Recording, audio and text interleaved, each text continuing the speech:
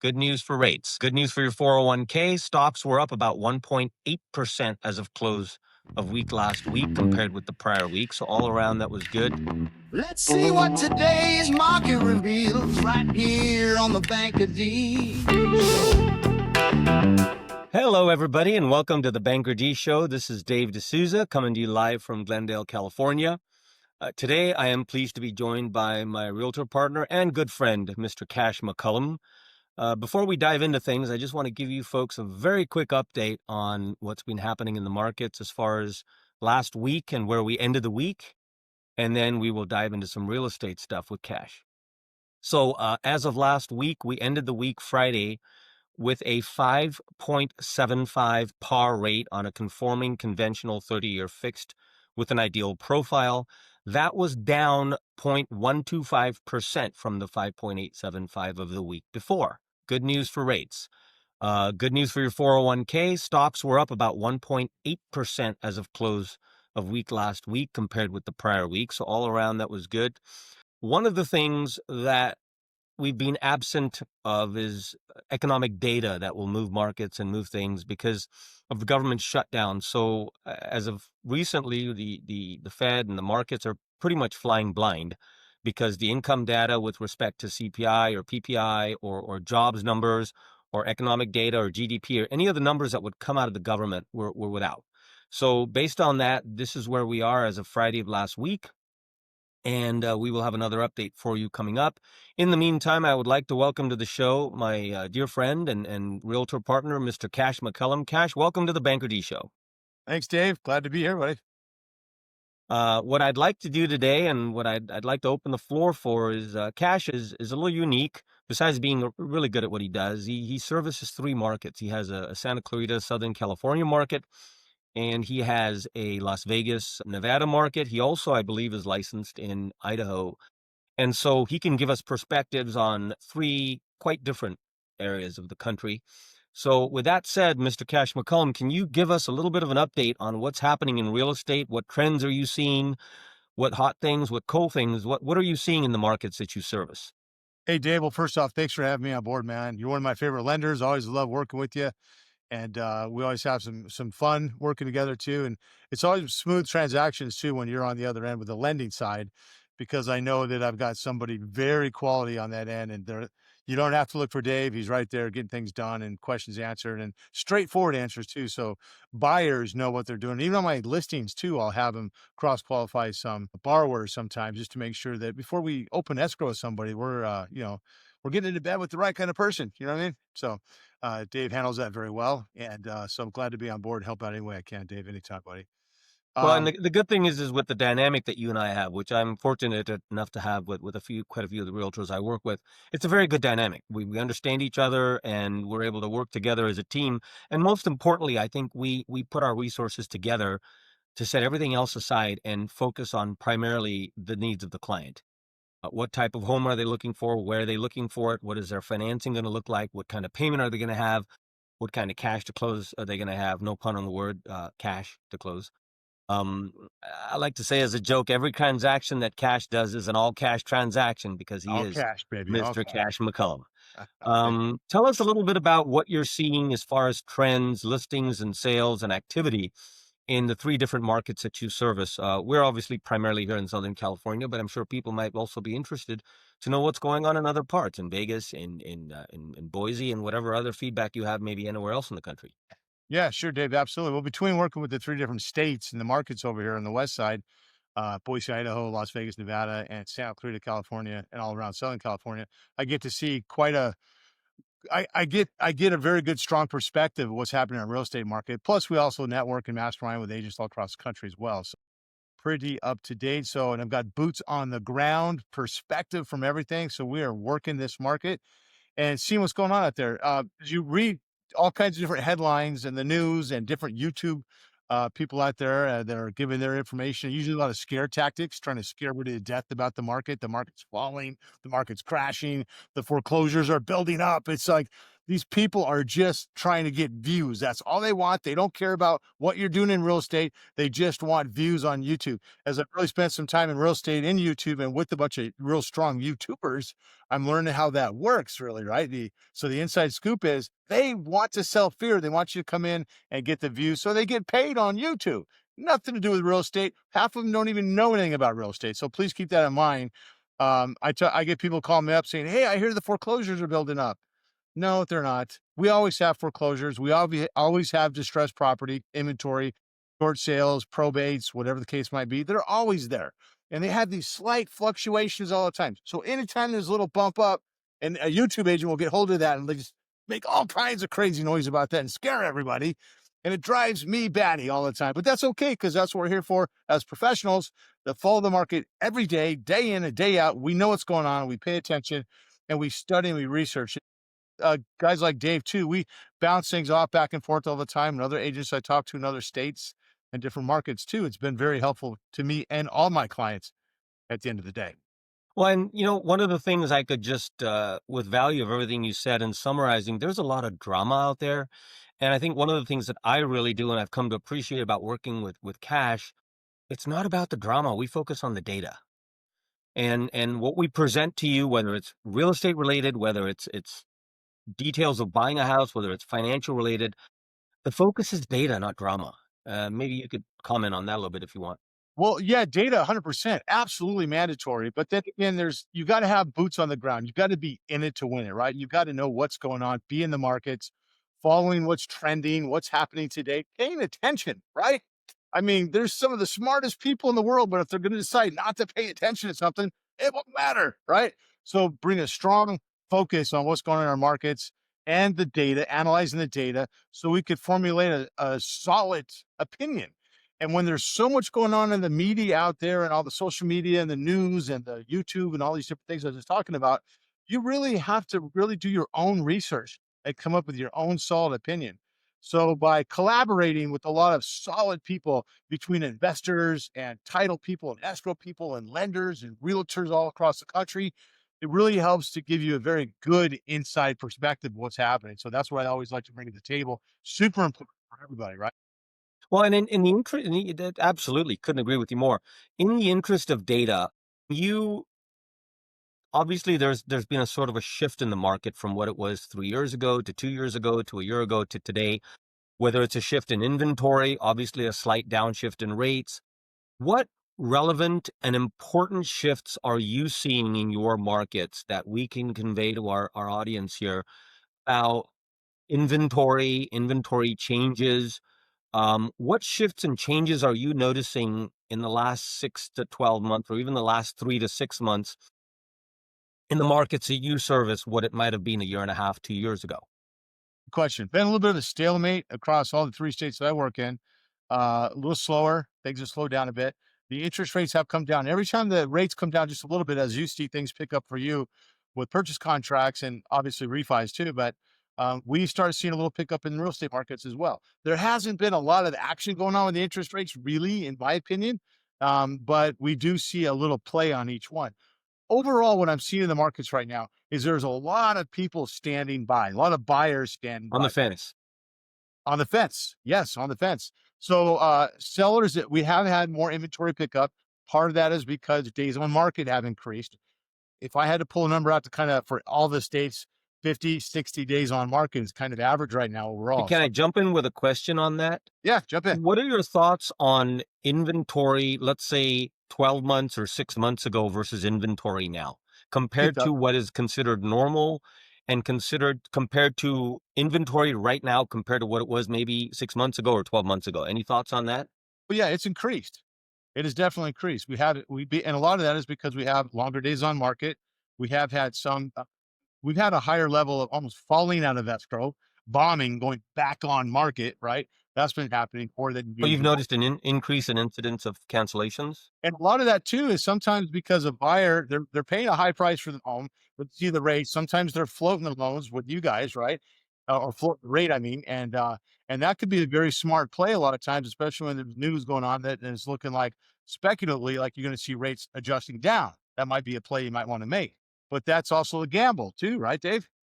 Well, and switching to the other side of that fence, there was a very large period of time when the inventory was much lower. Sellers had a certain perspective on their approach to market, right? I can price my home wherever I want. I think I can get what I want. What are your thoughts now on the seller's approach to being a seller today, and how is it the same or any different than a seller's approach 6 months ago or 12 months ago or 2 years ago when the inventory was quite different? What are you noticing there? Great question again, Dave. So I've been selling real estate for almost 18 years and listing heavy, meaning I sell a lot of properties. Of course, we all work with buyers, but my focus has always been listing and selling homes, right? So I think that's really changed a lot, to be honest with you. All sellers want more for their home. We have three different pricing strategies I like to talk to sellers about.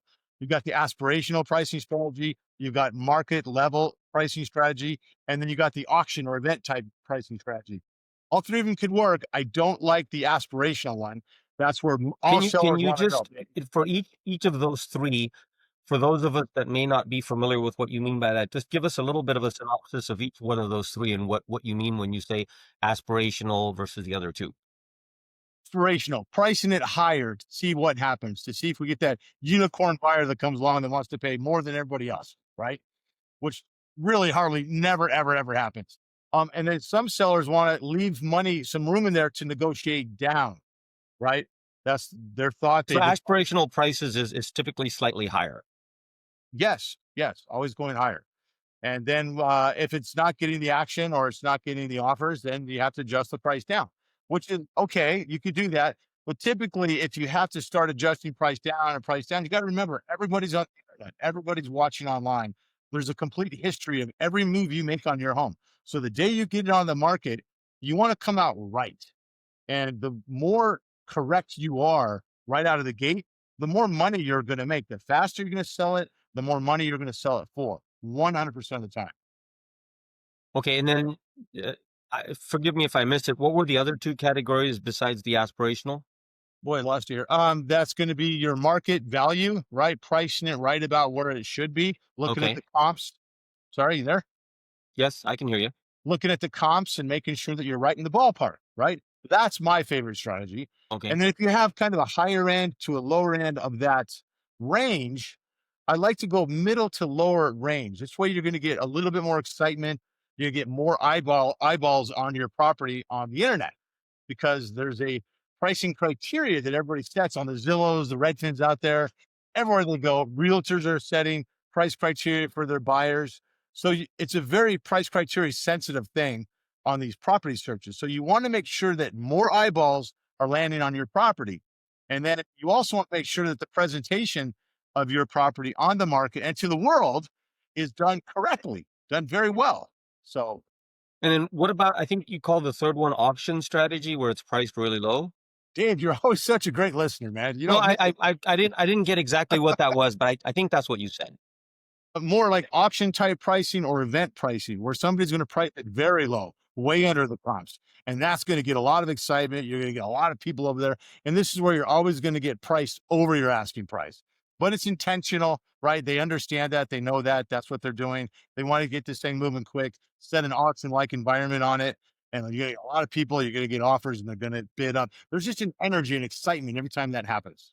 But your preferential strategy is the one where you're in the market strategy where you pretty much price it pretty close to where it's supposed to be, not real low, not real high. Right. Yeah. I like to find where the range is. And I don't like to price it on the high end of the range. Somewhere around the middle, mid to lower, just a little bit. Somewhere in that ballpark is one of my favorite spots to go. You're going to get more action. You're going to get more offers and typically priced over your asking price. Okay, I have one last question, and there's two parts to it. A, what can you, because there's a lot of buyers over the last year, two, three, with rates and prices and inventory, they've been slightly discouraged. So A, what can you, from your exposure and your experience and your position in your three markets, what encouragement can you give to sellers and buyers in this market of where we are now? And B, last but not least, what does Cash McCallum offer or bring to the table? What little nugget is something that you bring to the table that you feel is vital to the relationship between you and your sellers or you and your buyers? Okay. Yeah. That was actually three questions, but anyway, go ahead. Well, to answer the first question, what can I say to encourage buyers and sellers in today's market? Sellers, price your property right. Get it with a very good listing agent, not just a realtor, but someone that focuses and has a lot of knowledge and skill set on listing and selling properties. Number one, get it priced right. For buyers, this is a great time to buy. This is an amazing opportunity right now. This is your time right now. So we have a window of opportunity for you. I think is if you keep watching the rates, because it's so indicative of what the interest rates are doing. The lower they come, the more buyers are coming off that fence. And we've got a lot of buyers on the fence, a lot of buyers. And they're going to start trickling back into the market. And I already see it a little bit. Now, with new construction, there's your big play right now, because resale homes still got sellers that have been overpricing, but don't be afraid of that. Because if you see a home you like and it's somewhere close to your price, go with an agent that's going to write those offers. A lot of times you get an agent, they're too lazy. They don't want to write offers. And maybe they're going to go 50 grand under asking, something like that, or 100 relative to the price point on the property. Don't be afraid to write the offers, because there are, especially if it's been in the market for a while, you got to look at days markets. You got to look at the property, like it, write that offer, go for it. But other play is new construction. They are offering incredible interest rates. That doesn't mean that they're going to beat someone like Dave. You got to look at that all the time. If you don't want to go with the lender, then you could get credits back in a different way. Closing cost credit, buying down the interest rate more, or even designer credits as well that you could use for flooring and these kind of things, or upgraded appliances. But right now they're dropping prices too. The new construction, they have to go forward with the builds. So if you can find a new build in a newer community, especially, and you could jump on that and get a deal going, which I think right now you can, that's your play right now. And that is putting a lot of pressure on resale homes. I got a lot of resale clients out there. I love you. But honestly, the new construction is putting a lot of pressure on resales right now. I mean, pressure to be more realistic on price. Exactly, 100%. Which would support more of the market pricing to even borderline market auction pricing versus the aspirational pricing. Yes, 100%. 100% is Great feedback, great information.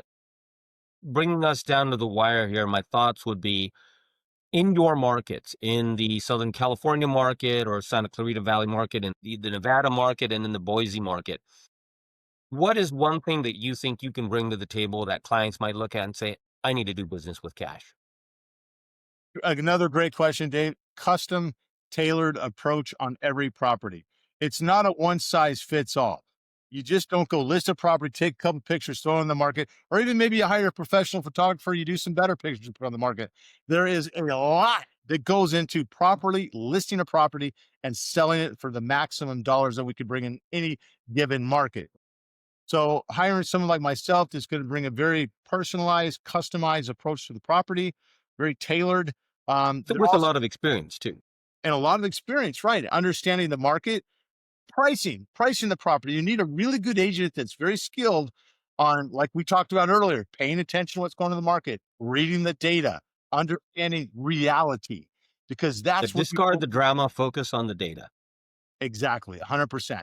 And sometimes I've got to talk to clients and bring them back to reality because they're watching these crazy things on social, YouTube, the news, and all these different things. But we got to just center them. We got to keep everybody centered. I mean, when it's like going to your hairstylist half the time for a realtor, right? We've got to be a psychologist, an accountant, and we got to, bring people back down to earth and keep them balanced. Marriage counselor, family therapist, all the above, child psychologist. All the above. And this is one of the things I really love about real estate, to be honest with you. Yeah, you got to be pretty versatile. Well, I'd say if there's anything else you want to add, please jump in and do. But outside of that, I want to thank you very much for joining us today, for sharing with us your insights and your wisdom on the markets that you service and real estate in general. I also want to extend a big thank you to all of you out there, all of our listeners, our clients, our referral partners, our team members that support us and helping us achieve, and helping me personally achieve, maintaining a position in the top 1% of people in the United States that do what I do. So thank you all very much. And until next time, this is Dave deSousa signing out for Banker Week. Let's make sense of the markets.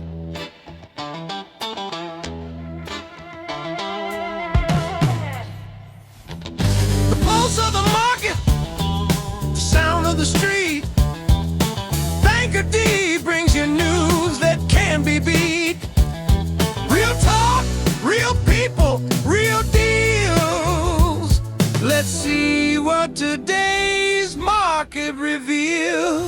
right here on the Bank of D Show.